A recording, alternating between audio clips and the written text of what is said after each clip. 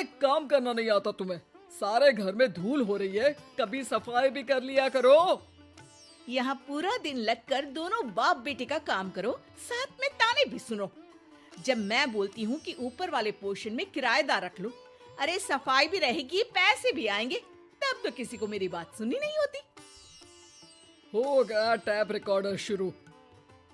ये कहते हुए राज घर से बाहर निकल जाता है, जिसके बाद शिविन अपने कमरे से निकलकर नेहा के पास आता है। क्या यार मम्मी, कितनी बार बोला है टाइम से उठा दिया करो। हो गया ना मैं कॉलेज के लिए लेट। दुनिया की सारे गधे घोड़े बेचकर तो तू सोता है। पता भी चलता है तुझे कि मैं कितनी बार उठाने आती हूँ।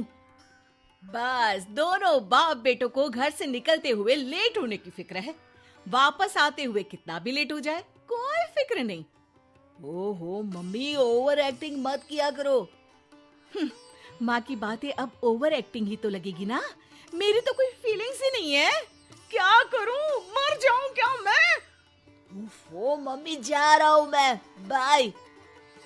शिविन चला जाता है और नेहा बेचारी किलसती अपने घर के कामों में लग जाती है।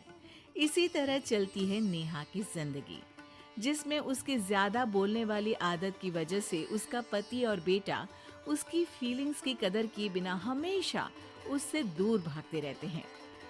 पूरा दिन घर में अकेले रहो और जब पति या बेटे से बात करने जाओ तो उनके नखरे अलग। अब मुझे ही कोई अच्छा किराएदार ढूंढना पड़ेगा।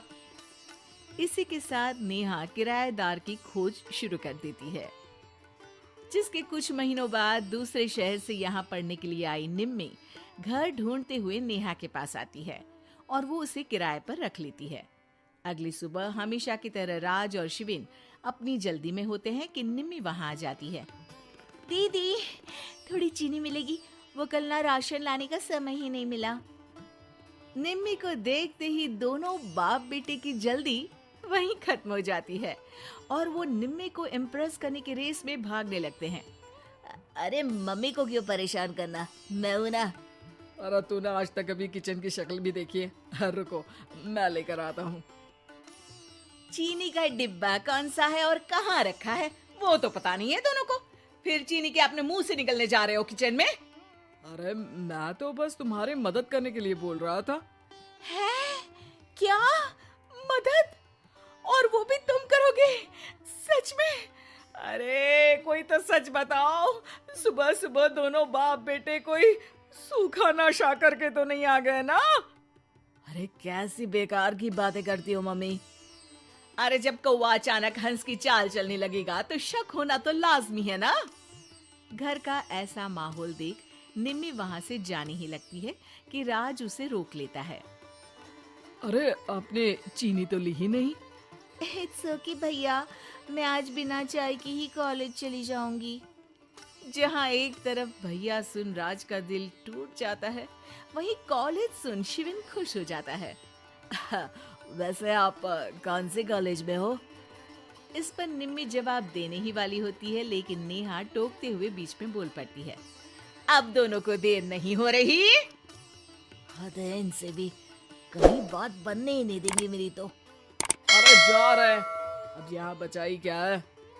इस पर निम्मी के पीछे पीछे शिविन कॉलेज की तरफ और राज ऑफिस चला जाता है। इसी तरह दिन बीतने लगते हैं, जिसमें अब सुबह जल्दी जाना और शाम लेट आने का सिलसिला सुबह लेट जाना और शाम जल्दी आने में बदल जाता है। एक शाम वो दोनों समय से पहले ही घर वापस आ जाते हैं, जिन्हें देख नेहा हैरान रह जाती है। हाय मेरे रब्बा, अरे पहले घर जल्दी आना शुरू कर दिया और आज तो उससे भी जल्दी। कहीं मैं कोई सपना तो नहीं देख रही? मतलब अब क्या हम अपने घर भी जल्दी वापस नहीं आ सकते? अरे घर तो कितने सालों से तुम्हारा ही है, पर लगता है कि अपना ही है, इस बात का एहसास अब हुआ है। वो सब ठीक है मम्मी। निम्मी कहाँ है? जरा उसे बर्थडे विश तो कर दूं। अरे वाह रे, आज तक तो अपनी माँ का बर्थडे तुझे याद नहीं रहा, उसका बहुत याद है।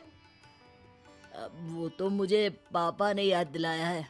हैं? अरे क्या बोल रहे हो तुम झूठे? नहीं बेबी, देखो मुझे तो तुम्हारा बर्थडे भी याद नहीं रहता, तो उसका कहाँ से याद रहेगा मुझे? तौबा, मैंने तो किराएदार रखकर अपने ही पैर पर कुल्हाड़ी मार ली। बेटा तो बेटा, यहाँ तो बाप भी किसी से कम नहीं है। इतनी देर में निम्मी भी घर वापस आ जाती है, जिसे देखते ही शिविन हैप्पी बर्थडे गीत गाता हुआ उसके पास चला जाता है। हैप्पी बर्थडे निम्मी। बताओ आज क्या चाहिए तुम्हें? हाँ हाँ, मांग लो ना इसकी जान। अरे नहीं नहीं, मुझे कुछ नहीं चाहिए, बल्कि मैं तो आज आप लोगों को कुछ देने आई हूँ। क्या क्या देने आई हो? निम्मी अपनी बैग में से मिठाई का डिब्बा और शादी का कार्ड निकालती है। ये मेरी शादी का कार्ड और मिठाई। आप सबको मेरी शादी में जरूर आना है और इसी खुशी में मिठाई खाइए। निम्मी की बात सुनकर जहाँ शिविन और राज शौक में आ जाते हैं, वहीं नेहा हंसने लगती है। दिल के अरमां आंसुओं में बह गए। नेहा की बात से कंफ्यूज्ड निम्मी उससे इसकी वजह पूछती है, जिस पर नेहा अपने पति और बेटे की सारी करामातें उसे बताती है। आई कांट बिलीव, आपको मैंने भैया बोला, और शिविन तुम्हें तो मैं हमेशा छोटे भाई की तरह समझती हूँ। लेकिन कहते हैं ना, man will be always man.